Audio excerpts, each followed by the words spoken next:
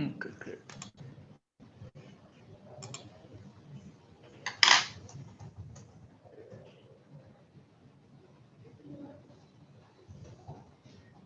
So as you can see, we are live on YouTube, and in the next 2 minutes, I'll just make it live to all our attendees as well, so they can just start joining in.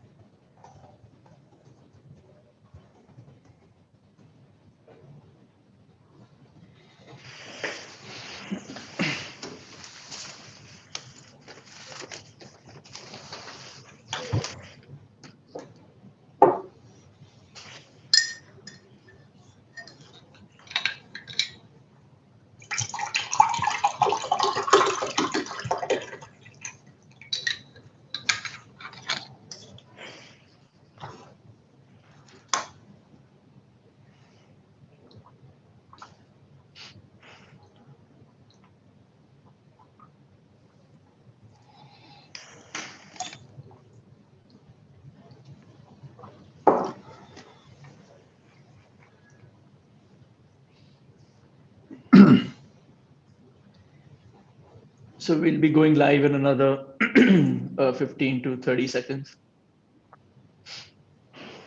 So Rohit, you are going to Swiggy some snacks and coffee, right?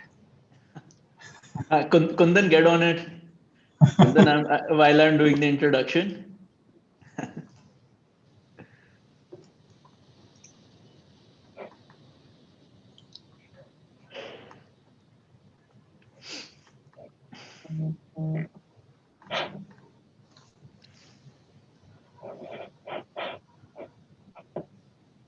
Okay, so I'm starting.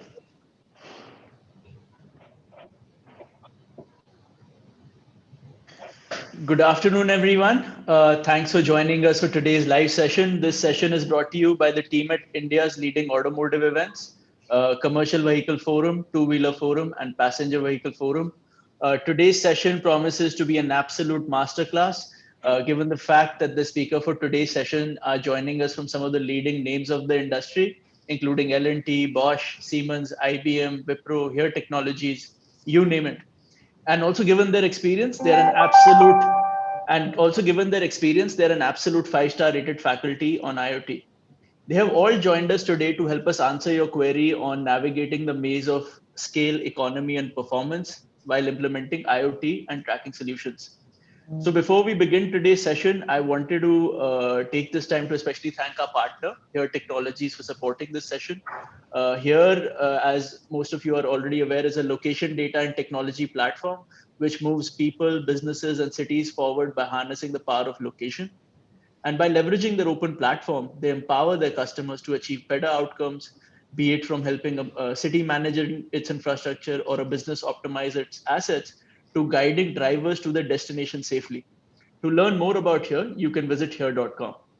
Now, coming to the agenda for today's session, we will be having a panel discussion and we'll run few polls during this session. Then finally, we'll close with an audience Q&A and brief presentation at the end. So before we start this session, just wanted to share a small ground rule with you all. I would request all you attendees to direct any questions that you may have to the Q&A section at the bottom of your screen. I'm asking you to do that as it helps us refer to your questions in a focused manner. In fact, you can also upvote for these questions so that we can address the most burning topics. So please note once again, Q&A to be questions to be entered in the Q&A section at the bottom of the screen. So without further ado, I would now like to introduce our expert speaker group. Our first speaker for the session is Mr. Bhanwar Lal Bishnoi, who is currently working with L&T Electrical and Automation as Head Embedded Design and Development. He has also worked as General Manager R&D at Toshiba in the past and has over 2 decades of experience in core research and development in electronic industry, both with Indian companies as well as MNCs. Our second speaker for the day is Mr. Rajaj Kotwal. He has more than 12 years of experience in the IoT and tech sector and is currently working as the Director of Product Management Supply Chain at Here Technologies. Our next speaker is Mr. Sachin Sanghi. He has 25 years of experience across automotive and enterprise digitalization domains. He started his career with a 10-year stint at General Motors in Michigan in the 90s, and for the past 10 years has been associated with Siemens. In his current role as director, MindSphere IoT ecosystem and partnership at Siemens, he's actively working with the industry for adoption of cloud and Internet of Things for applications such as connected products, including connected vehicles and connected shop floors. Next, we have Mr. Ashish Khare, who is the general manager and global head for IoT and smart city in Wipro. He has over 28 years of experience. In fact, he is the brain behind IoT platform IP Wipro Smart iConnect. He is a renowned business leader who is a tech enthusiast and a speaker in leading world forums, and in fact has even published papers in IoT and smart city space. Next up, we have Mr. Uday Prabhu, who manages the connected products and digital labs Internet of Things solutions and innovation team at Robert Bosch Engineering and Business Solutions. He currently holds the position of head of digital labs there and has over 28 years of experience, of which the past 14 years have come with Bosch. And finally, we have Mr. Sandeep Datta. Sandeep has led the launch of IoT division for IBM in India, and prior to that, Watson for the industrial sector. He has more than 21 years of experience and is our moderator for the session. Over to you, Sandeep. Thanks a lot, Rohit. And good afternoon, everyone, and warm welcome to all of you. And thank you, CVF, for organizing this event and Yet Technologies for being our sponsor. So as Rohit mentioned, the topic of the webinar today is navigating the maze and of scale, economy, and performance, implementing IoT tracking solutions. And I'll be your moderator for this. So there are currently, if you look at almost 7.6 billion people on the earth, right? So out of that, almost 3.7 billion are connected to the internet, and 24% of that resides in India, right? So the market potential, if we talk of IoT in India itself, is predicted to be around close to 15 billion as per NASSCOM by 2020-2021, right? And we are seeing our automotive sector, right, taking a big leap in India in the IoT with major companies like Maruti, Honda, Hyundai, or even MG coming up with their connected car solutions as factory fitted for the market, right? And that shows that there is a growing acceptance within the consumers for smart applications. So it's no longer an option now, but a must-have, right?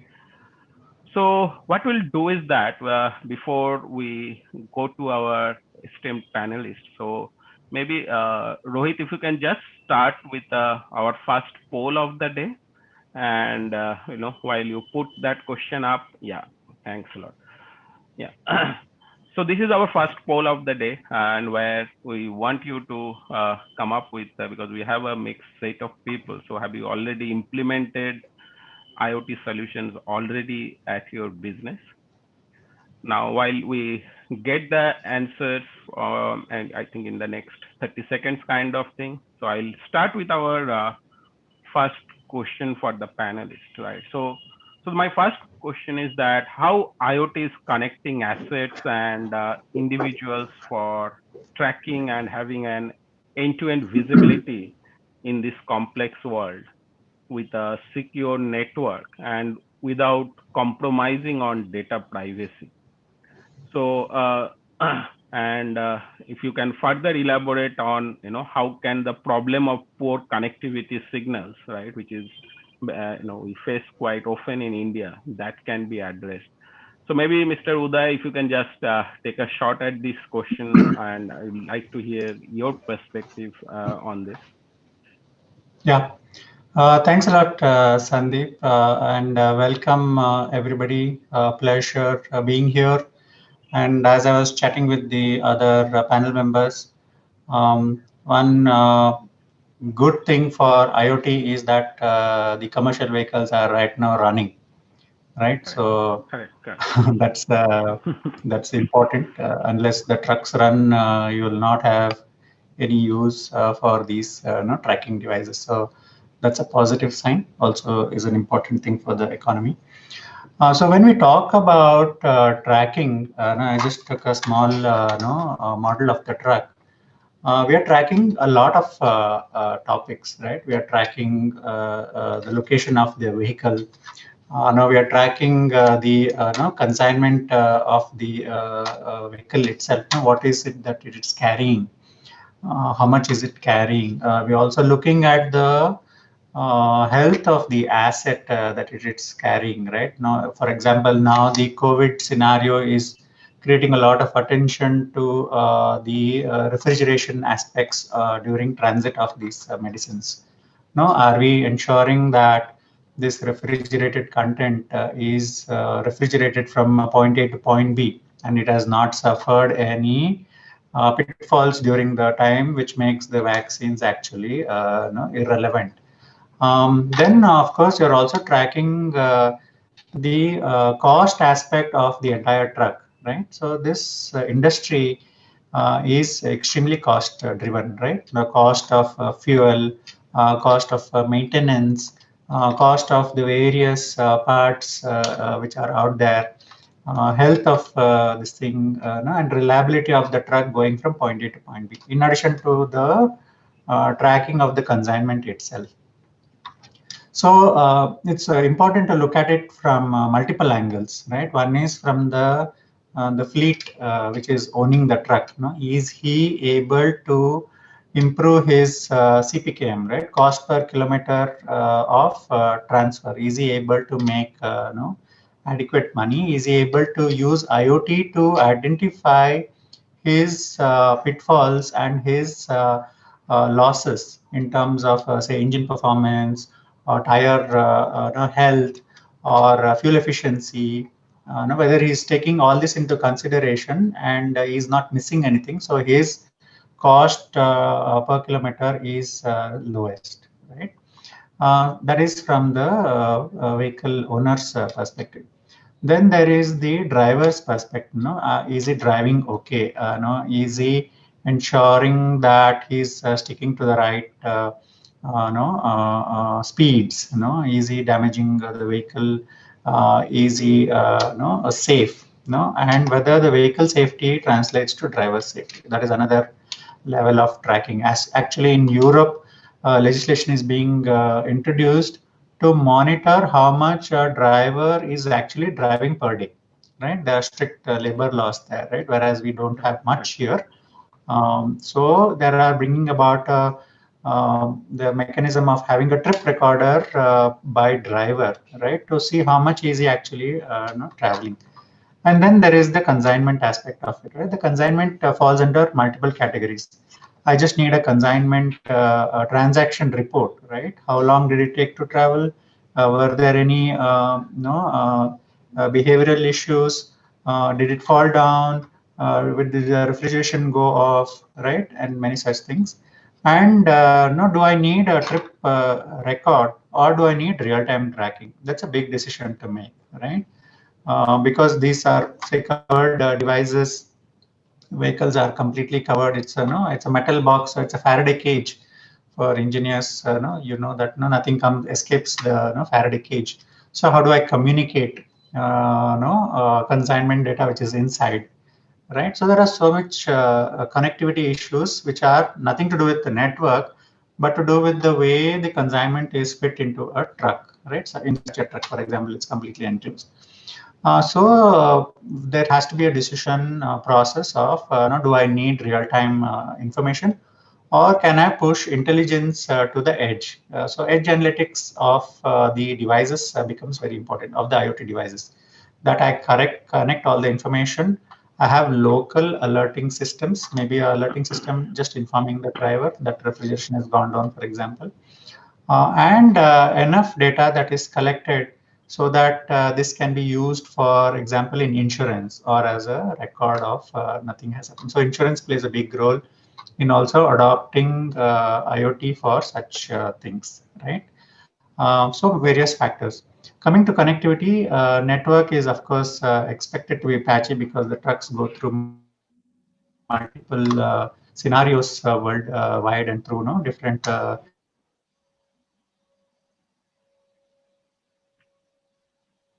Mm, Sorry, Uday, there is a freeze, I think. Yeah, Sandeep, I think he might have gotten disconnected. Yeah, So correct. maybe I can Yeah, launch the so poll, and I can maybe launch the poll in the meantime. What do you say? sure. Yeah, definitely. So these were the results for the poll. Great. So I think, we got a good majority of people who have already Sessions have implemented. whether the devices are able to collect data and record. Okay, Uday, we got you back. Can you hear us clearly? Has it got freezed again? I think his. So fine. I think, so Uday has given us some very good perspective. So one is basically, I think, if I can just sum it up, right? So which is very important is that, the different personas who are, will be the potential users. If I look at, on the connected commercial vehicle side, it touched about vehicle owners, the drivers, the insurance companies, the OEMs, right? And he definitely discussed about on the edge computing side as well. So just to take it forward, since we also have AJ here, or maybe I can just, before I go to AJ, maybe Ashish, if you want to just add something more to what Uday was mentioning on this. Sorry, your voice is not coming. Unmute. Yeah, sure, Sandeep. So if Yeah. we look at the two key parts, let me talk about the connectivity aspect.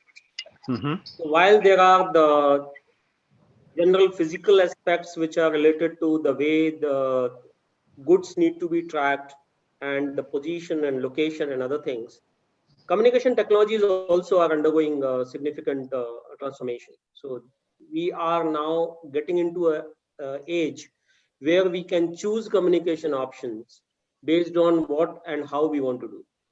Whether we want precision tracking, we want tracking at a say granular level, or what is the level of accuracy we want, we can choose.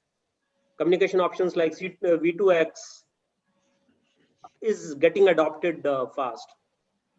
We look at NB-IoT and Sigfox and LoRa, that again is bringing a different kind of options when it comes to communicating with various devices and having a continuous trail while things are on the move.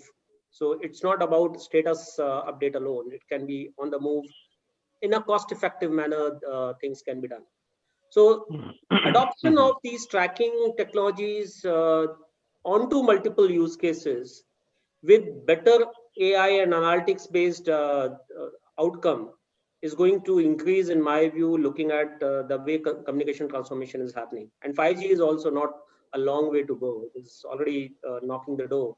So with 5G further coming in, this will further improve.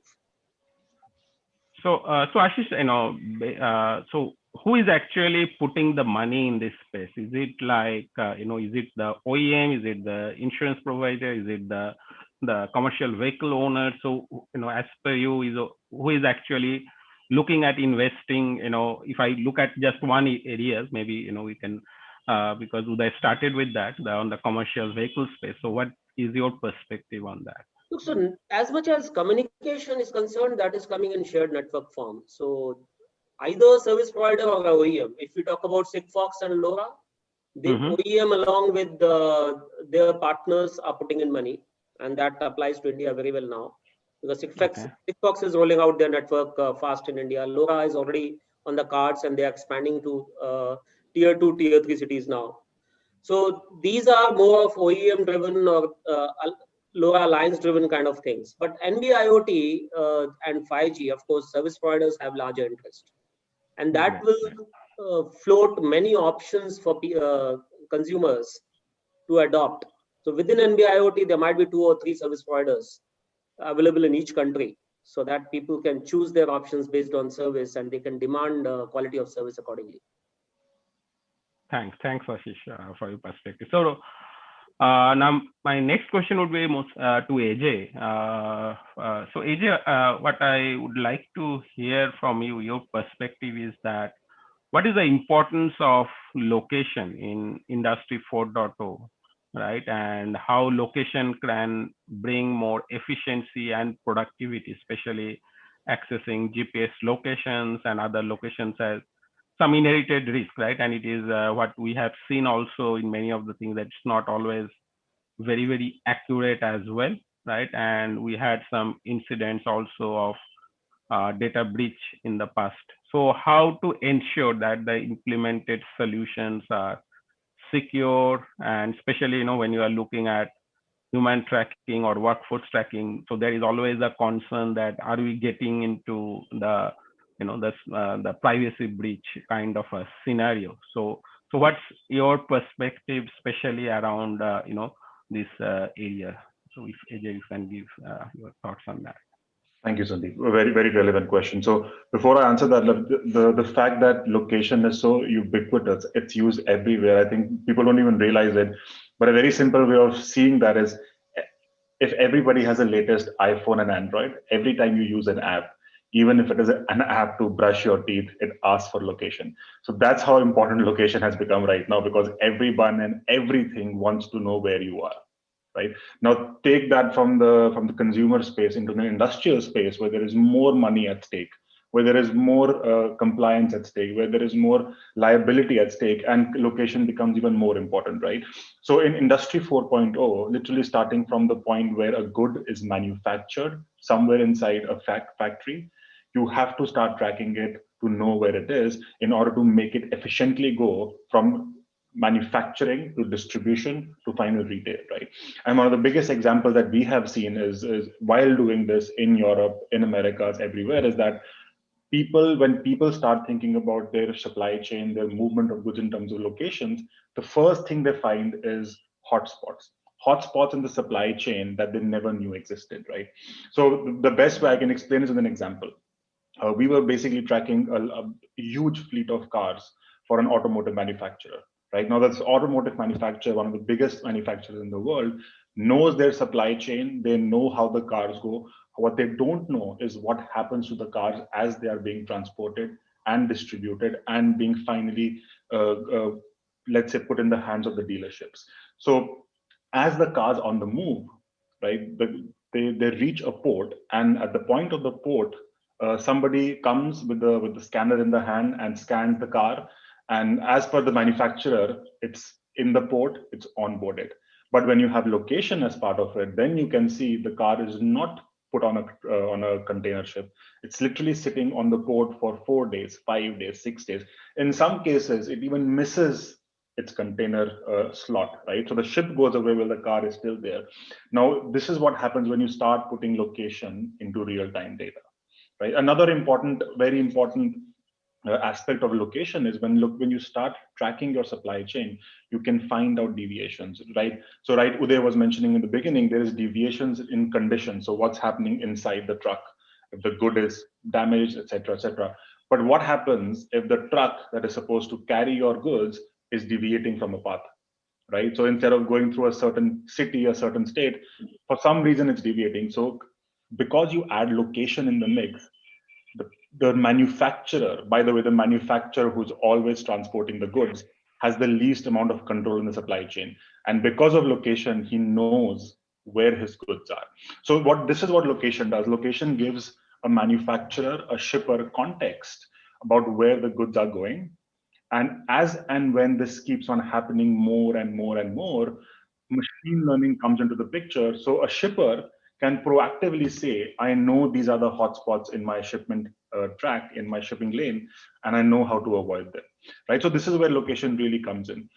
Now, the question of how risky it is and how safe is it, that's a very, very valid question, because to be very, very honest and frank, hacking into an IoT-based system, especially a consumer-based IoT-based, is not the most difficult part, let's put it this way, right? So a lot of way companies are coming and overcoming this problem is by having their own firmware established inside any generic IoT tracker. And this is what we are also doing, right? So take any and most of these trackers anyways, we all know they don't even come from China, they come from a very specific point in China, which is Shenzhen, right? So one of the things that we are doing right now is we're trying to make sure a lot of industries moving towards a point where they have firmware, irrespective of where the hardware comes from, they are trying to have firmware inside the hardware that is encrypted and end-to-end talking into their own cloud, right? So even if a certain party comes in and tries to hack the data, it is not that easy, right? So that's one of the ways things are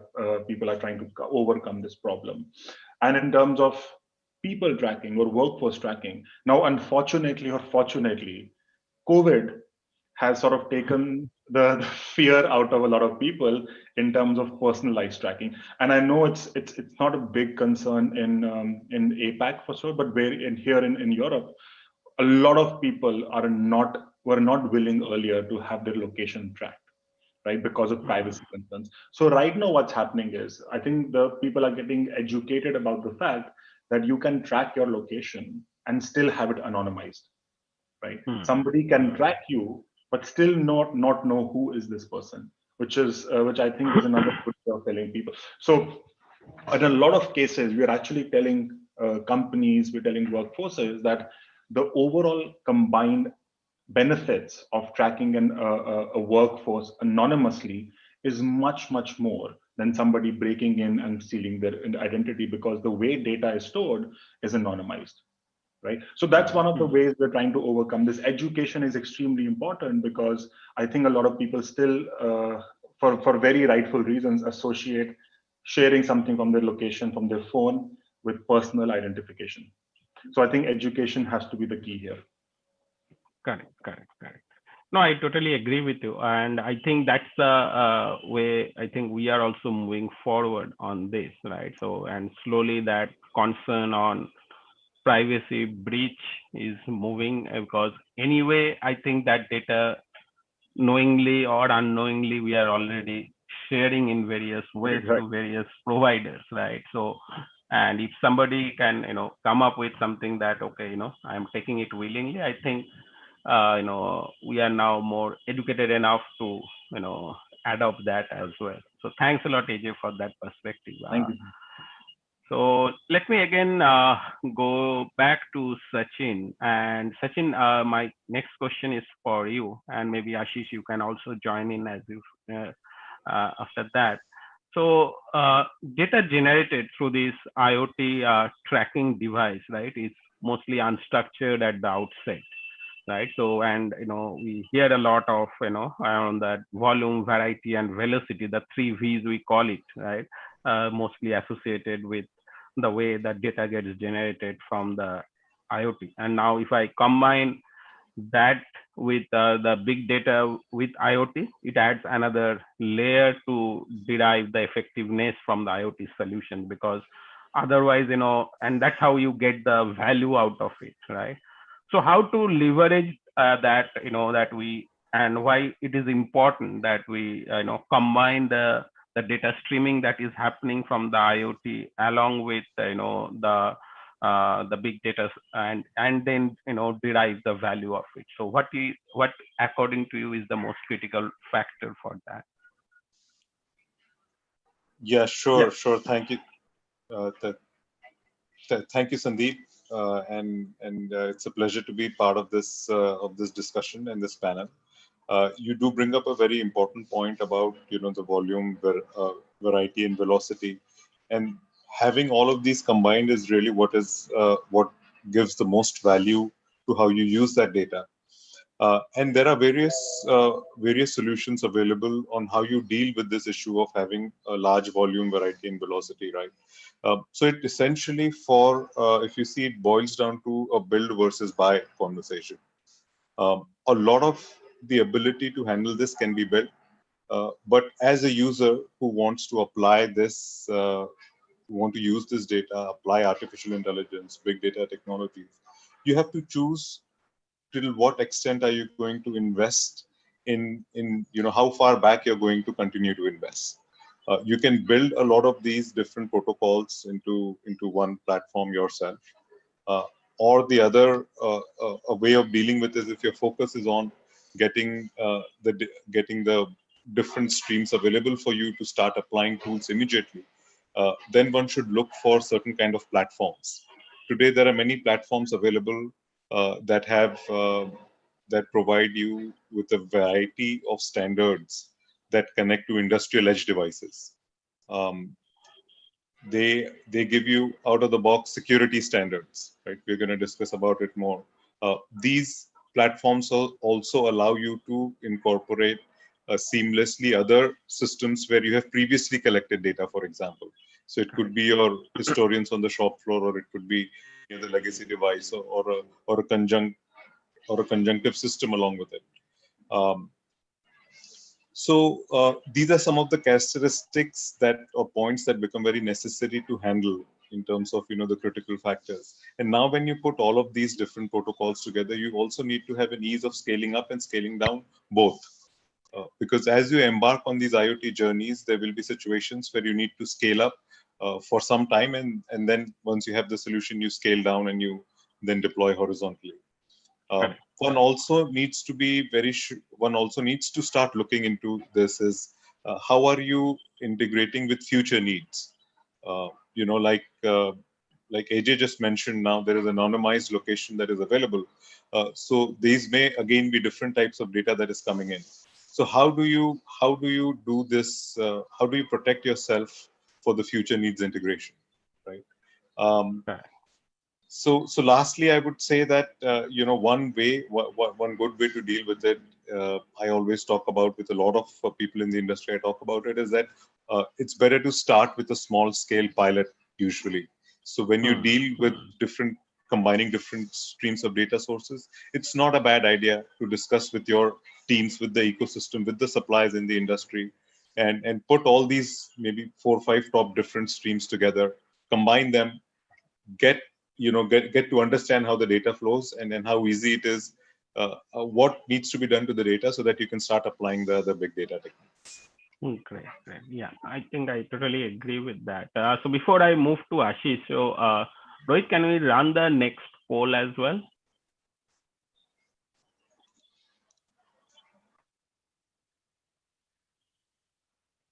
Okay. So while Rohit comes up with that, maybe Ashish, your perspective on this would be also very helpful for the audience. Yeah, so Sandeep, what I believe that with edge becoming more, so poll is there. Let's take this up. Yeah. So what the poll is more about, what is preventing organizations from implementing IoT? Is it cost? Is it network issue? Is it problems with standardization? Not able to build a business case, or haven't thought about it yet? So while the people answers that, so maybe Ashish, why don't you take your bit on it, right? So if I ask you to, I am sure while it is a 0 or 1 kind of a thing, but if I ask you, I think all of them are relevant, right? So how would you order it as per you, right? What you put at number 1, 2, 3, 4, 5? So Sandeep, if I look at this poll, problem for every individual is different. So, and Correct. It's location based or country based, area based also, because many places network becomes a fundamental challenge.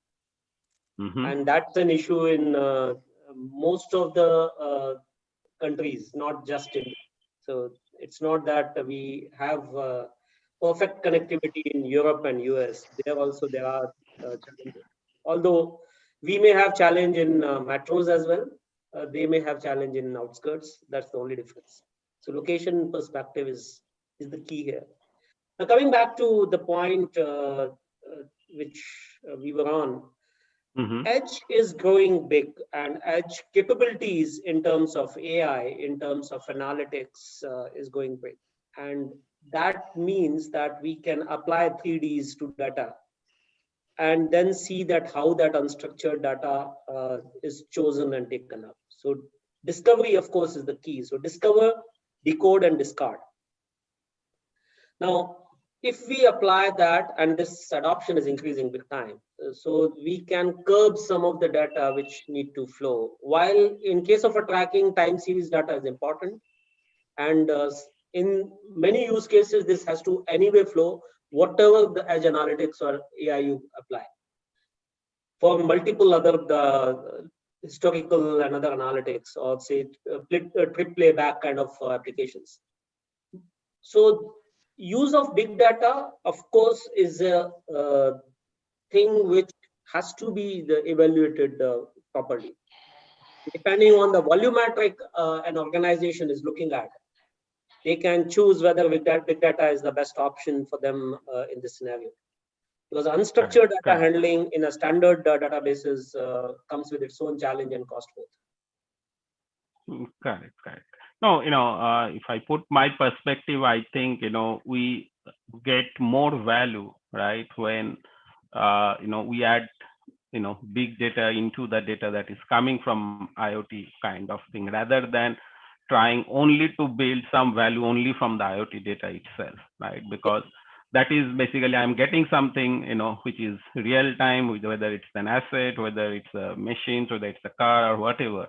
But unless I put some perspective, right, from outside to that to enrich that data, right? So for example, now we are talking a lot of cars, right? So if I'm trying just to look at, the accelerometers, all those machine parameters, hertz braking, and all those things, those becomes more relevant when I club that with, something like a map matching kind of thing from here or somebody, right? That, under what situation I am doing it, right? So if I am moving from a small lane to a highway, maybe, hertz acceleration is the best driving behavior, right? Because, otherwise, you might get hit from a car behind, right? So otherwise, if I just look at, okay, he suddenly moved from 30 to 60, so he's a bad one, right? That may not be a correct interpretation, right? So thanks Ashish, for that perspective. So moving on, I think we heard a lot, and we have seen it in the past as well, that there is a lot of issues, especially on the security side of when we talk on the IoT, and there are multiple areas where, we can look at where, the security can be breached, right? So it can happen at the device level, right? It can happen while the data is getting transported kind of thing, or it can be happen at the application level as well, right? So it is one of the, and we have seen situations in the past as well. I just remember that there was one case study in Tesco, right? Where, some hackers, they just hacked the HVAC machine, and through that, actually, they got into, the posh machines of the stores, and they could steal all the data from the security, the credit card information for almost 30 million people, right? So that's basically, how important is, the security when we get into this solution. So my question to Sachin is that how critical do you think that, these data-related security policies are for the success of IoT solutions? Sorry, Sachin, you have to unmute. Sure. Yeah. So Sandeep, thanks for the question. It is indeed, it does get a lot of attention, cybersecurity, but in my opinion, it needs to be considered even more. Even the attention to cybersecurity needs to be given even further more by service providers, by the consumers themselves. And if we separate out the three aspects that you talked about, as one is the security of the automation system or the edge device itself, and then there is security concern with the transmission of the data, and then third comes where it has been stored at the application level. So a lot of time, and AJ again mentioned that how easy it is today to hack into an IoT device. It can be questionable today. However, there are certain things that one can keep in mind when they select such systems. So at the edge, there are a couple of characteristics of a secure system. I would just like to discuss a little bit about that. One is there should be separate physical interfaces at the edge devices. So any connectivity interfaces that you're providing to more than one, inputs or outputs, you should physically separate them. That helps you become more secure on your hardware, right? Secondly, to any kind of a system that is a control system, it should only be given read-only access. So that these hygiene factors prevent, in the case of some kind of a breach, and makes your system even more secure. Your hardware, there is security hardened hardware that you can look for and you can design, you can use, and definitely security hardened hardware should be used. On the other side, any kind of security when you're building, you should always also look at building firewall-friendly connectivity within your own application. So whether we are talking about taking data from the edge and then transmitting it, further to the cloud. So that is really at the edge level. That's some of the key characteristics. If one keeps that in mind, you're protecting yourself from a lot of vulnerabilities. When it comes to data which is in transmission, again, as both the encryption and the decryption technology is increasing, but securing it through during the transmission stage is still something that you can make use of. It is by just acquiring the highest level encryption standards, and the data there is only for a limited amount of time. So for that duration, when you have it, it really works out. The third aspect comes is once it is in the cloud storage, who's having access to it. Security is not just some hacker trying to get into it and trying to create a disastrous situation. Security is a lot more than that.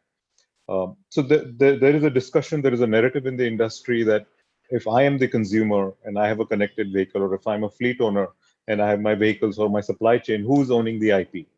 Okay. Yeah. Who should I trust with? Who is owning the data, maybe, right? Absolutely.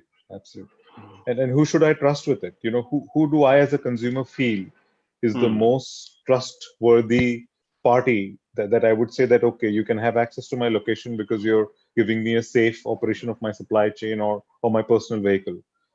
So I think that there are some research and surveys out there that say that that customers would tend to trust the OEMs the most when it comes to vehicular data. So I don't know how that how much that how does that pan out, but today it seems like the OEMs are the best suited party to say that we will own and protect the data for everybody else. Correct. No, very good perspective, Sachin. So let me move on. So Rohit, have you published the result of the last poll? I think you have not yet, right? Yeah. Okay.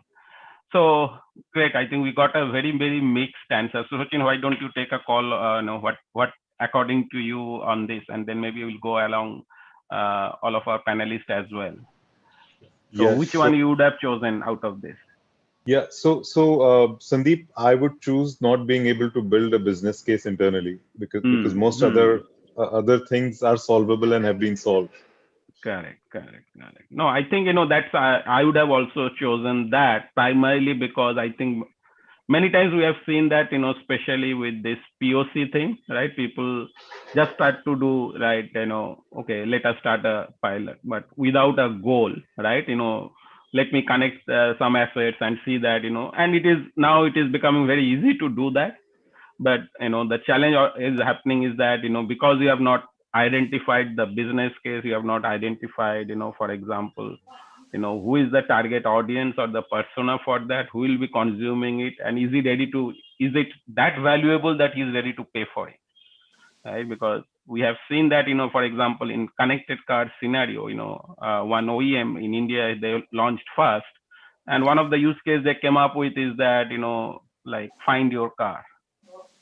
Now that's not something which I am going to pay 500 rupees every month just to know where my car is. That may be a big problem, maybe in a country like US where you have a big parking lot and all those things, right? But that is not something which appeals to me, that that for that which I am going to subscribe to that and I will pay for it, right? So it has to be something which is made for me and where I see a value, right? So that's where comes that what is the business case and what's the value that we bring in for the various persona.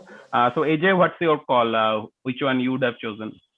I would have actually chosen the same one, the business case, and I think what you said, Sandeep, was very, very relevant. So I see like there's two problems here, right? So the first problem is a lot of companies just blanket force the solution on people, right? So exactly the point you said, the problem of finding a car in the US is very relevant, not so much in India, other parts of the world where it's not as big, right, physically.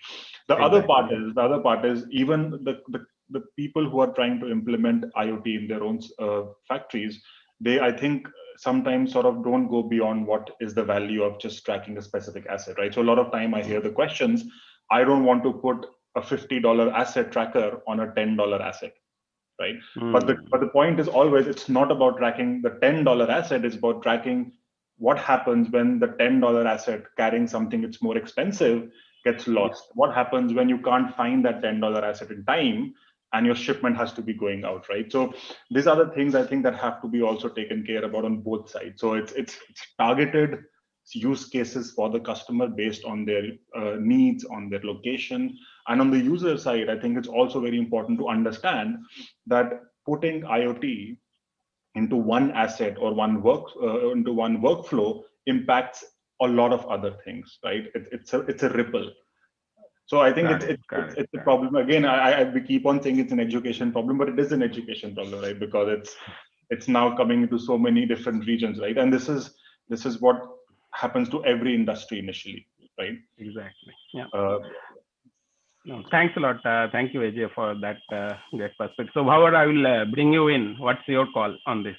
Yeah. So I think business case is most important, because any activity we do for gain, and we do for generating the business and revenues. So if I understand right perspective, like if I want to track a machine which is $1,000, and if I put a $2,000 to track that machine, it is an unviable business case. So first, I mean, it can be, if I want to track a $1,000 machine, and if it is a $10 as a sensor and all operational cost, so it makes a pretty sense. So it is like premium of the insurance and the sum value of the insurance. So like a term insurance, so you give the you have a most risk covered while you invest minimum. So similar way, building a business case and ROI, basically, because return on investment, and breaking the silos in the business, because every department and every function in the business, because they will become a vertical silos, and to generate the maximum value, management will be always keen to bring the maximum output from the minimum resources in the organization. So that is where there will be thousands of ideas in the organization, but which idea to be picked up first, and which ideas to be taken later. So there will be a ranking and prioritization in terms of outcome. So there can be a business metrics where which idea will give with the minimum investment maximum output, and within a maybe shorter period of the time. So those can be taken as a first POCs or pilot kind of thing. And because that will build a rhythm in the organization, because in management, demonstration is the key. And if we are able to demonstrate the the output with the putting the idea with the lower resource and effort cost, so that will generate the maximum ripple, and it will have a cascading effect in people who are non-believer. Like IoT can make a difference. So there are long term and short term. So there could be prioritization in terms of short term and long term. So long term, if I see, like as you already said, like edge analytics, and then the big data analytics, which is at the cloud. So I mean, and there is a latency effects also, like data is flowing from the edge, or maybe the last device, which is like sensor or node, to the cloud, and then from cloud to back. So centralized and decentralized. So there needs to be a hybrid mixture of decentralized as well as the centralized approach, where it is focused on the monetizing the IoT data. So because at the end, we are doing all these efforts to monetize the IoT data. And in case of commercial vehicle segment, let's say connected car, or it may be let's say the fleet owner. So fleet owner and the driver. So the expectation of the different stakeholders in the ecosystem is also very useful, because driver will have a different expectation than the fleet owner actually.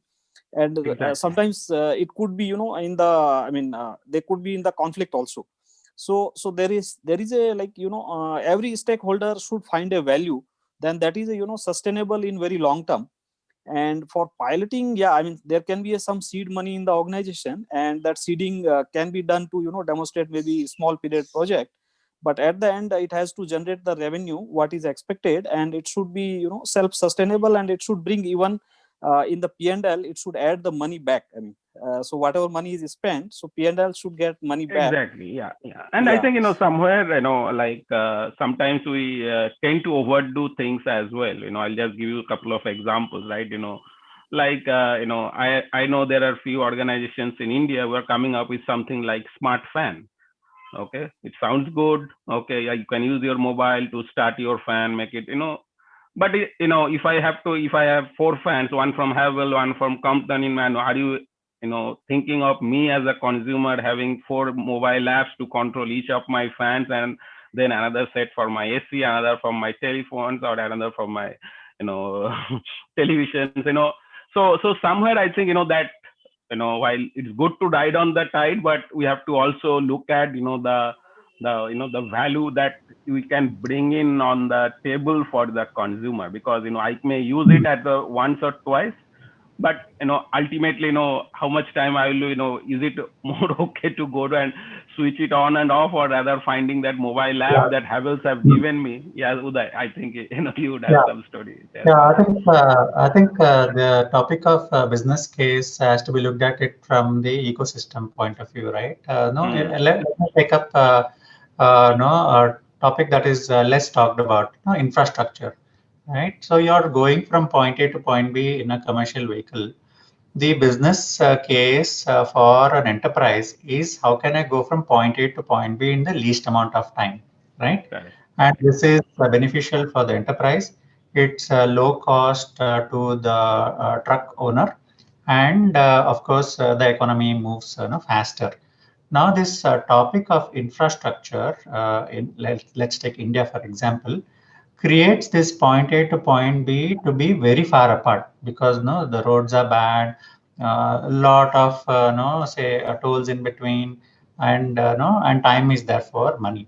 So the business case should also be if you standardize tracking, can this information be taken to generate a data map which will be then presented to, for example, the government to say that no, you are not doing your job of making point A to point B shorter, right? So this data has to come of use because finally what we're talking about is cost. So IoT tracking is a cost finally to everybody, right?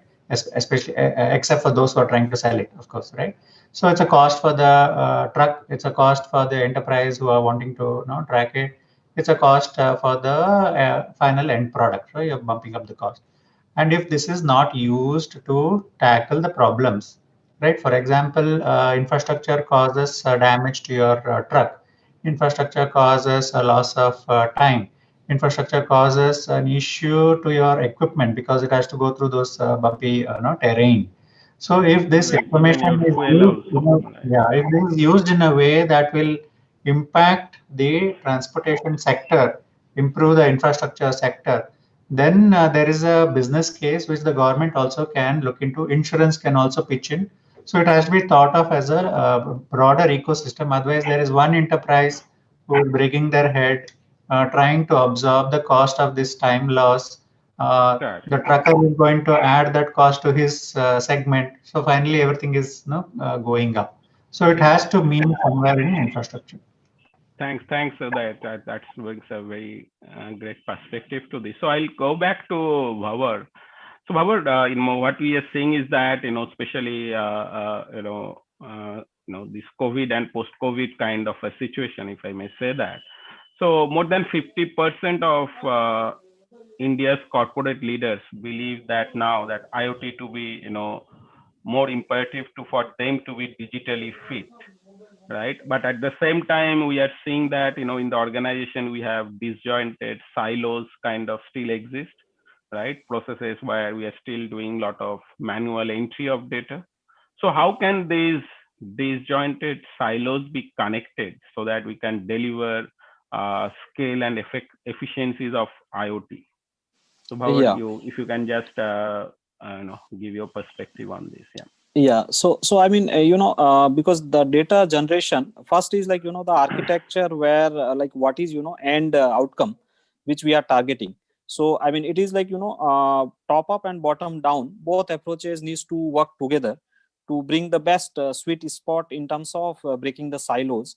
So management will have one expectation, or the business owner will have one expectation, and the other people in the ecosystem also will have the other expectations.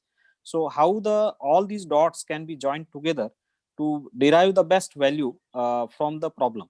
So identification of the problem, and then what are the joined silos which is affecting that problem not to be addressed. So identification of those, and then how those can be resolved, so that the end user, it could be end user as a government also, it could be end user as a user also, or it could be a organization head, basically, who is looking to generate some profit from the execution of that idea. So let's say the operational efficiency, or let's say the data flow within the organization, if let's say the is a issue. So if there is a digital dashboard, and where all these datas are flowing from top down or bottom up, or horizontally or vertically, so it is like how the shortest data travel time which is being taken, and how the decisions are agile, actually, because agile is a way of life, because then only we can achieve the best outcome. So that is where I believe design, sales, marketing, maybe the service team, maybe the quality, maybe the manufacturing. So there are different functions within the organization, and how they are well connected digitally, because that is where if you see the traditional method of information exchange, or traditional method of working, is like is not that effective and efficient. So if let's say machines, if you want to track how is the OEE of machines, so if machines are 98%, 99% OEE versus the 50% OEE, so it is very easy to pinpoint like which machine has the lowest OEE. So then we know, like we can track the issues where around we that can machine, put our focus on. focus on that. And so those are the spots where we can look at, and then we can see what are the issues around and why there are issues. So those are the issues where silos can be identified, and then those can be fixed up to achieve the overall organization goal, and at the end bottom line and top line. So those are the one which is part of the P&L, so how they are getting in more and more better shape. So that's what is my take on that. No, very good perspective. Yes. Thanks a lot. So Rohit, if you can just put up the next poll for us. So while it does that, okay, it has come already. So what benefits do you see for your business from the implementation of IoT solution? Cost reduction, efficiency, new business opportunities, better customer experience, improved adaptability to changes. So Bhavar, you want to take your take on it? Which one you would choose? And then I'll go to Ashish. So I mean, low hanging fruit is operational efficiency and productivity. So that is a best low hanging fruit which can be as a low hanging fruit. So there are long term fruits which is better customer experience in terms of, let's say, car showroom. So I mean, customer in COVID era, he may not want to travel to different location to experience. So there could be a artificial intelligence and virtual reality based car showroom, where he can have full car experience through AI or VR, basically virtual reality, augmented reality. So that is where he can experience, and that can give the similar experience what physical showroom can give. And when the situation normalizes, maybe he can so right now he want to buy a car, and that will serve the purpose. And that is where digital platform provides the facilitation. Exactly. I think this question will I would put it in a pre-COVID situation or a post-COVID situation. The answers will be different, to at least for me, right? Right now I think all organizations are struggling for selling their stuff, right? So we have enough inventory, or we know how to so maybe if I have 100 rupees, I will not put it on cost reduction right now. Rather, I would put it more on either creating a differentiating products, or or as you rightly mentioned, right, can I create a digital or a virtual showroom kind of thing, right? Because ultimately I have to look at my revenue part first, especially in this current scenario. Maybe and pre-COVID, maybe that was the situation that where you would see that more focus was on Industry 4.0 and others, right? So with that, I think I'll go to Ashish. So Ashish, this pandemic has brought about a change in people's perspective, especially around the proximity visualization and tracking. Okay, so how this is going to be used in various industries, and what would be the next norm around that? So I would like you to wrap it in maybe 3-4 minutes, kind of.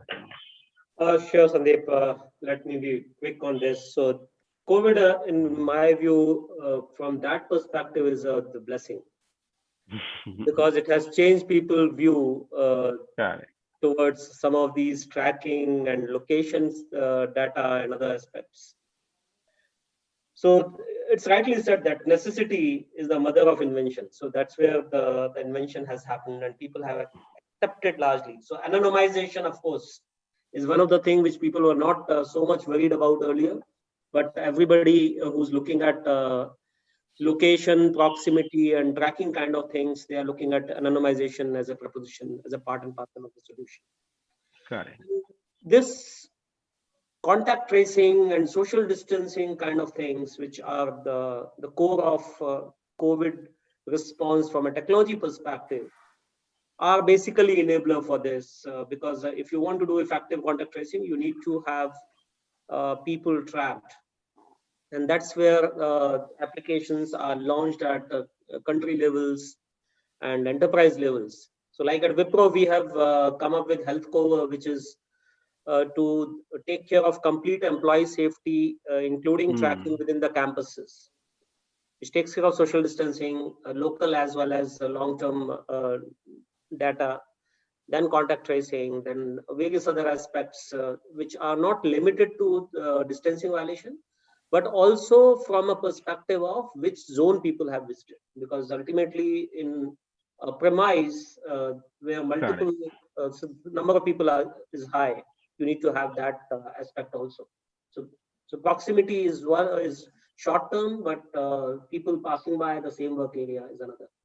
So I would say that this is going to trigger larger adoption, and many use cases like connected worker, which was a major challenge earlier because of people acceptability, they are taking mass scale deployment, and many such things will come up. No, I totally agree. And especially when I see the adoption of something like Arogya Setu app, right, which is nothing but, actually what we are, sharing is basically my personal data, my location data. And the way I see the adoption that has happened in a very short period, I think, that innovativeness of, I will not give it kind of thing is slowly going. And that's, I think you rightly point out that pandemic has created that transformation, that it's not that risky to share that, because ultimately if it can bring some value to me, right, which is so again, exactly that's very important. Like when we are taking our health over proposition to various markets, even in Europe, in US, people are accepting it. So it's not just APAC where people are still ready to share data. Countries where this was a major issue, they are open to share their data, of course with anonymization, but ultimately this tracking is becoming a reality now. Sure, great. So Rohit, can you show the final poll result as well for us? Okay, so Ashish, what's your take on this? So look, I would say benefit wise, efficiency of productivity, of course, is one of the key things. But challenge remains that people normally, when they look at IoT use cases from adoption perspective and from benefit perspective, they have a limited view. People don't apply all the benefits which are direct and indirect both. And that's where sometimes business case also becomes weak. And one of the reasons behind that, to give it in 2 sentences, is that it is more of a use case and idea experimentation than an IoT strategy based approach. So the way IT strategy is done, IoT strategy is still a long way for most of the organizations. Right. Thanks a lot, Ashish, and thanks to all my fellow panelists. So I think I am seeing that there are a lot of queries. There are questions that have come up from our participants. So Rohit, over to you, okay, for the next half an hour. First question that remains open is from Mr. Devanand. Thank you so much for sharing, sir, your query. He asks, when do you think industry will be ready to implement IoT at scale, in a scale? Would anybody would like to take that? I think I'll first take a shot on that. So I think, it is basically, which I started with, I think already industry have started taking it in scale. We are seeing, and it is going by industry, I would say. So, definitely the first one that comes to a mind, which is coming in a big scale, is basically the automotive sector, right? So as we said, right, Maruti is coming up with connected vehicle for every product that they're coming in, kind of thing in the market, right? That's, I call it as scale. Same thing with Honda. You will get a lot of ad, you will see for Honda City and others, right? MG, they, entered the market with that entire, theme of, internet vehicle or, smart, car, so I think, it is already, we are seeing it's no longer only POC kind of thing, right? So, and the reason, and automotive sector is what we have seen is that they're always one of the early movers, early adopters whenever there is any disruptive technology. And the same thing pattern is, already started. And I think there are others who are also starting in and, already embarking that journey, right? So that's my take, and I open to others as well for their comments. So let me add to what Sandeep said. While auto is anyway leading on that, utility and energy sectors are also big adopters, and they are going for scale deployments. And it's not limited to smart metering. It's much more than that. Right, especially with smart meter, smart grid, I think, yeah. So there are sectors, as Sandeep said, and I'm taking few examples where scale deployments are happening. There are few other sectors where scales can be much bigger, and they are going bit slow. That I would put manufacturing in that bracket from my perspective, because the potential of IoT there versus what is done today, there is a gap. And that is something which is breaking fast, and people are realizing benefits. And with 5G enterprise coming in, this will grow significantly, because whatever those security concerns which people had, and that apprehension became a major issue in mass adoption in manufacturing, that will be broken with 5G enterprise coming in. And I think just one more point. I would like to add, Sandeep.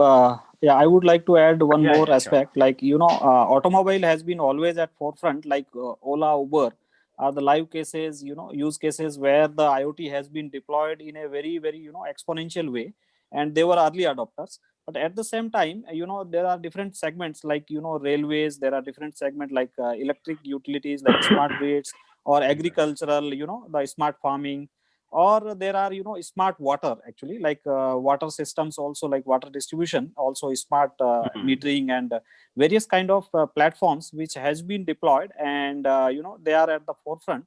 So, I mean, there are, leaps and bounds are happening, but, as any new technology evolution, there is always viability gap. I mean, and if once the technology, what is available and the use cases, if the viability gap is minimized, or it is very, very, self-sustained, I mean, rather than, subsidy driven. I mean, if there is a subsidy, then the technology becomes viable, then it is, not self-sustained. So once it becomes self-sustained, and it is, more players are in the market, then I think it is a self-sustained, and it is going to go a long way, and it will evolve in an exponential growth, actually. Okay. Very well. Okay. Yeah. Okay, so now, Uday, I have noticed that, you've been quite active on the Q&A section. So what I would request you to do is that, while you have obviously answered a lot of these queries, if you could just maybe pick one, maybe, elaborate for the larger group on one of those queries which you feel is, that you thought was the best question, or, the most relevant sort of. Yeah, I think there was one question from Vishal Lakhani. I think it was a very useful question. Yes. It is also a fact. I'm just going to repeat the question for the larger group. Okay. Vishal Lakhani said technology has not been able to solve the grassroots level issues faced by the fleet owners. Many so-called aggregators are facing challenges of survival. How do you see these companies survive? So now they Yeah. may be even. It's a great question because recently, a month ago, I was with Fleet, and he was saying that no, I don't think any truck owner is making money. I think everybody is in debt, and I don't know when they will come out of it. And I was just casually asking him, what exactly seems to be the problem. It's considered as a cost, right?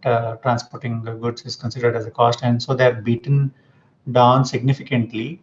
And so what happens is all the costs are then pushed down the totem pole. You bring down the cost of labor, you bring down cost of maintenance, and try to make your ends meet. And no, it's a race to the bottom finally. So where IoT can play a role here is to help understand the leakages, right? As I mentioned, where is the leakage? Is the leakage in high fuel cost per kilometer? Is the leakage in poor infrastructure? Is the leakage in a lot of time wasted in say waiting for your for your transport, right? For your consignment? Is the problem that drivers are not driving well? No, or there is a lot of delays, at multiple checkpoints. So if this information can be collected by a neutral body, and this can be put to good use, that will say sort of improve the cost side of fleets, to make them more cost effective. Then I think it's a small movement of the needle that you can actually impact. But this is very true. A person who is losing a lot of money, and then parallelly you try to sell him another piece of technology, there will be a lot of aversion to climb onto that platform. Sure, sure. And AJ, I noticed you have also been quite active on that front. So if you could pick one more question and sort of, answer it largely for the group as well. Yeah, let me see which one. I think I can answer a couple. So there was also one more question, which I think also ties into the other part about leakages and also finding, let's say, problems in the whole network. Is how can we use IoT data from vehicles to predict and avoid accidents, right? I think it's also answered by Mr. Ashish. But what I was telling is that so depending on the kind of vehicle, so commercial vehicle or it's a passenger vehicle, right? So a lot of passenger vehicles right now are doing this in different ways. They are basically transmitting hazardous signals and hazardous warnings, right? So for example, if a car brakes in a certain part of the road, that information goes to the last car if it's connected, right? So somebody knows that the next 500 meters are slippery or it's wet or something has happened, right? So instead of actually predicting an accident, it's more about avoiding accidents. And it's the same thing in commercial vehicles, at least as far as I have seen. What has happened now is that people are using IoT traces or trace data to figure out what are the hotspots where accidents can technically have happened in the past historically. And that information is basically given to the driver to basically tell them that, hey, this is where something has happened. Think about it as the Waze of enterprise. This is what Waze was doing. Waze was telling people where accidents have happened.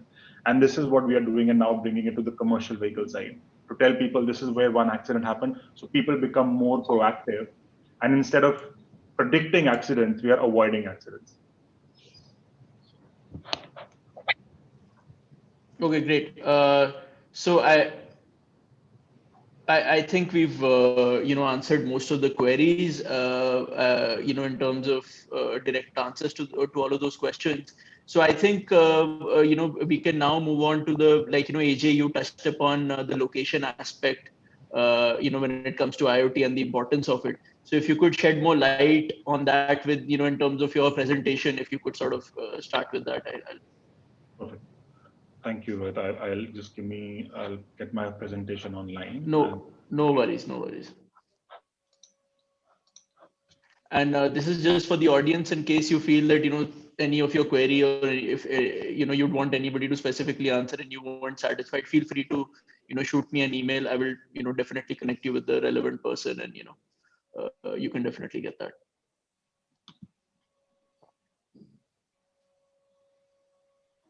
So Rohit, if you can tell me if you can see my screen properly. Yeah, I'm able to see your screen properly. Awesome. So what I really want to do is based on the kind of discussion we've been having in this whole back and forth, I really want to focus on some points, and I don't want to literally bore anybody with PowerPoints, but I really want to get to a point where we are talking about real life examples. But before I do that, I just want to talk about the company a little bit, because here technology is one of those companies which is working at the, let's say, in a part of the value chain which is not really visible to everyone. Let's put it this way. So we are the location platform of the B2B world, right? Which means that we are serving multiple use cases, 48 to be as precise. We've got a huge developer presence. There are almost 250,000 developers directly coming to us and developing on our products, 3 million indirect developers, and approximately 80 billion API calls are hitting our backend every day. Right now, the reason it is so, because we are basically present in every car navigation system, or 4 out of every car navigation system sold in Europe, North America, and also in some parts of APAC. This means that we have basically covered every part of the world when it comes to mapping and positioning, right? So venues have been mapped, cities have been mapped, routing is available for all of this. So this is really important for just to give everybody here a context for where here technology is, what we do. We basically make location data accessible to multiple use cases, and the data that we have is world leading. Now, this data again ties back to another question that you were having, is what's the importance of location in industry, in general, in every industry. And the reason we are addressing 48 use cases is not because you've got 48 business units inside the company, is because location is ubiquitous in so many different cases, like I was just saying, right? It's present everywhere. And in order to give value, it might not be the front and center of every value proposition, but it is the core enabler of so many value propositions that I would just like to show you. Focusing on just supply chain, what we are trying to do is we're trying to basically bring visibility into different processes. So what I would like to start is with shipment visibility. Now, this is something is relevant to especially big countries, multimodal routes that are going between point A and point B that are not easily predictable and monitorable, right? Now, the problem here is, before I actually get to an example, is that the transportation execution part, which is where the planning has happened, everything has happened, and you put a shipment into a truck or a container or a railway, anywhere, and that has to go from point A to point B. This transportation leg in the middle is some of the most least visible part of the whole supply chain, for both, in some cases for the trucker, for the carrier, in some cases for the shipper. So it's a big hot white spot where nobody has real visibility. So as a result of it, right, depending on different countries, these problems can vary. But generally speaking, there is always a problem of inaccurate multimodal ETA or inaccurate ETA in general. Like, it's very difficult to predict when my shipment is going to reach from both a carrier and a shipper perspective, right? In case there is damages to goods, nobody really knows when the damage happened and why it happens, right? You can also have stolen goods, and different kind of damages can happen. And more importantly, right, in cases where you are sending things via a container or via a railway, and there is some sort of handover involved, that's the most historically tricky part, right? Where goods are offloaded, and for a certain amount of time, there are in no transportation vehicle. They are either on the docks, they are either in the railway docks, or there are some place where they are just lying there. So that's the part where you really have to know where the goods are. And all this is done in an effort to make an unbroken chain of custody. Now, here technologies has taken an approach which is quite flexible to a lot of needs. And this also was talking about the question that I saw one question of how do we do this end to end, right? And questions regarding network and capability. So this is how our whole combined ecosystem works, right? Here, technologies is a successor to Nokia, right? We are born out of Nokia. So we are apart from Google, the only company that can do positioning. Positioning is the dot that you see on the map, right? And that helps you find somewhere. So we take that secret sauce of ours, our positioning services, and that positioning services means that we can position any device using GPS, using GSM signals or cell signals, and using Wi-Fi. And we have all the Wi-Fi access points mapped all over the world.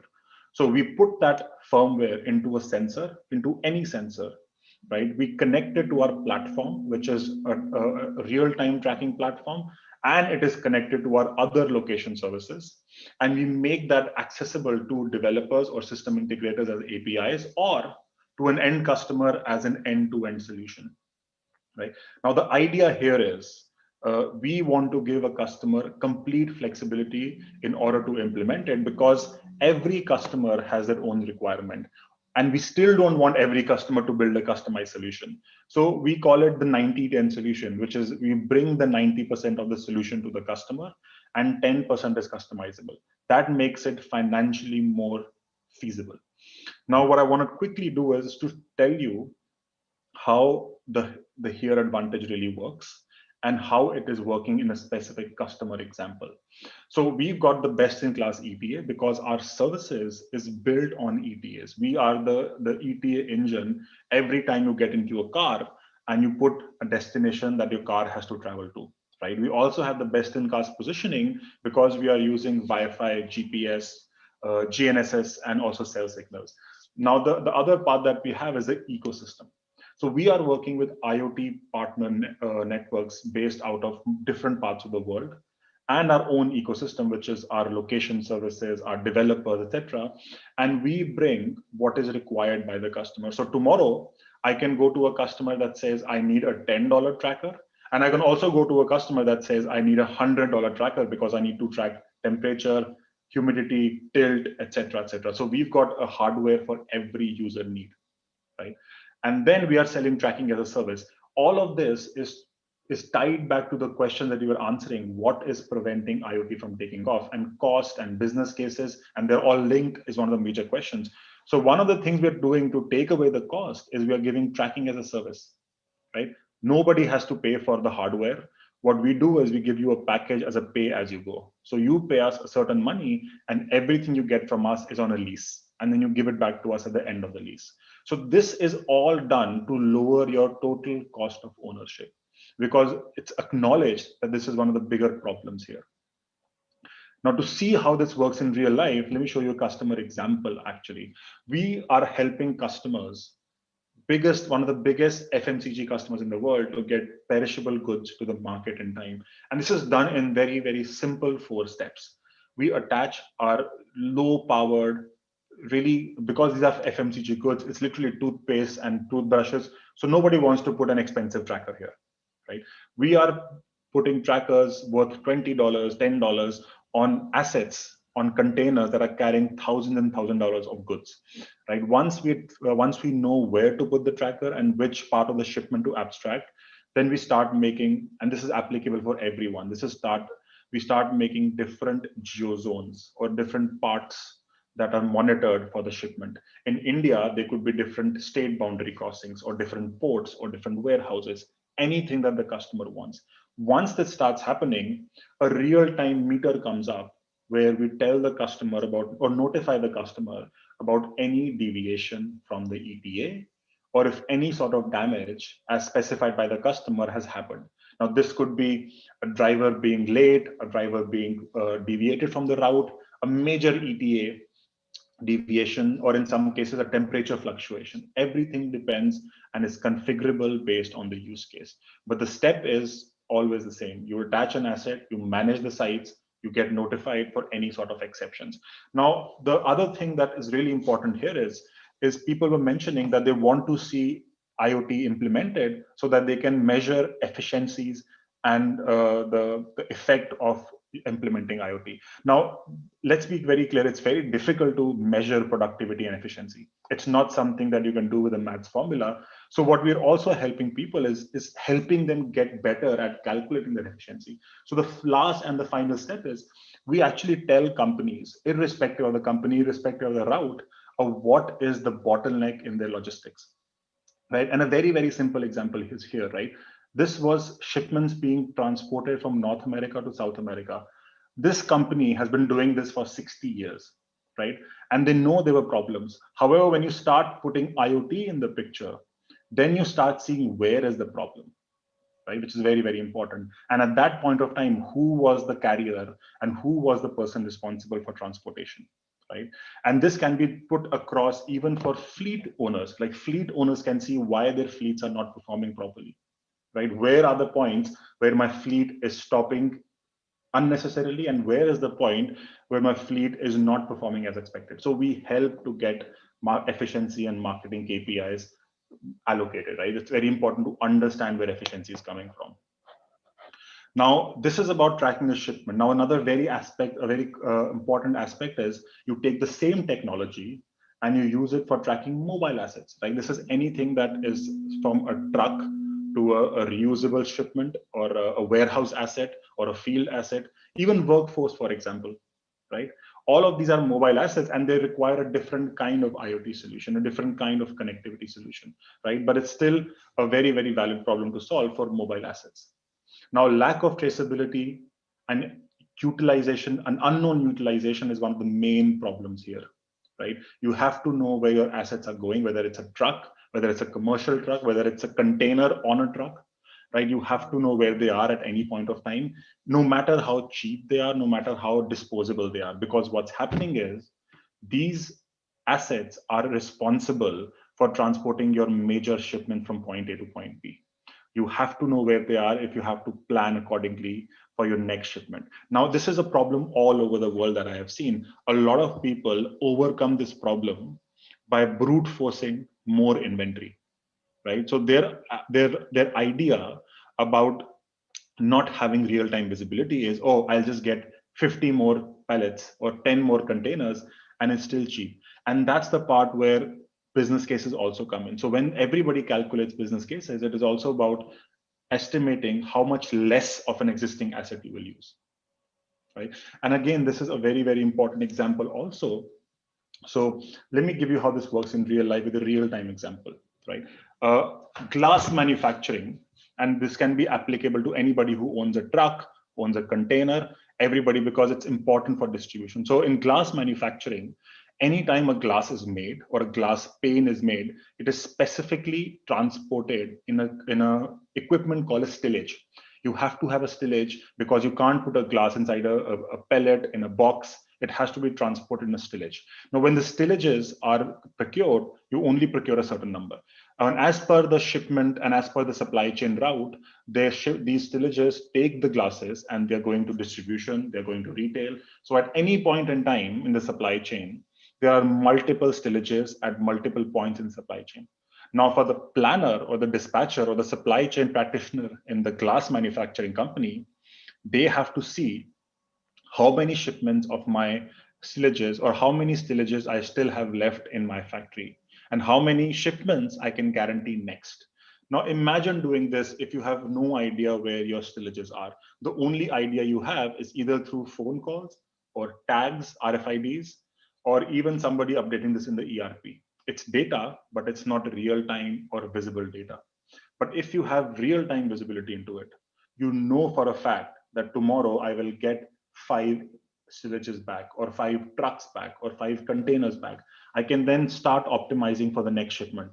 So even if it's a cheap and an affordable asset, in this case, it's a stillage, it is not affecting the production of my glass manufacturing. I do not run into a problem where I am manufacturing hundreds and hundreds of pieces of glasses, but I only have the capacity to transport 5 of them, 10, 20 of them, or 50% of them.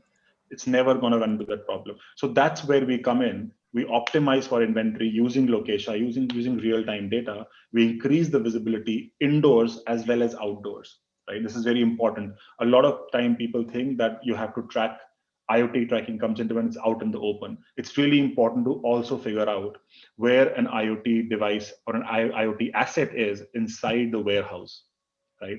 So that's where we also come in. We increase the utilization and we also decrease any sort of instances where there is theft or loss because we identify the hotspots, right? So this is the point, showing real-time data where we think location plays an extremely important role, right? And it's, even though the outcome and this, all this information might be fed into an ERP system or a business analytics system, this is the underpinning of improving efficiency and productivity into your business process, right? Now, with that, I know we have not a lot of time. This is where I would like to end my presentation. I hope we were able to give you a consistent messaging across the discussion that we had and this presentation. And if there's any questions, we can of course take them in the Q&A if we have any time left. But I think that's enough from my side. Back to you,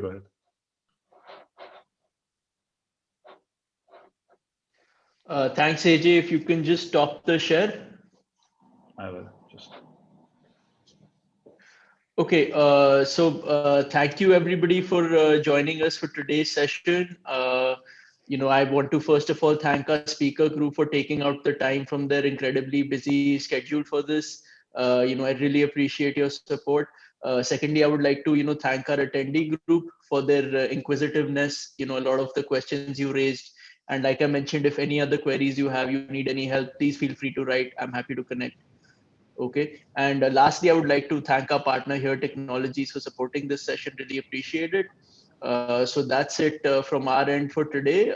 We will see you next. We are doing an event on connected commercial vehicles. So, very well related to, what we discussed today. And we will do that on 11th of December at 12:30 p.m. So I see you guys then, and I say a goodbye and I take your leave for now. Thank you so much, everybody. Thank you. Thank you, everyone. Thank you.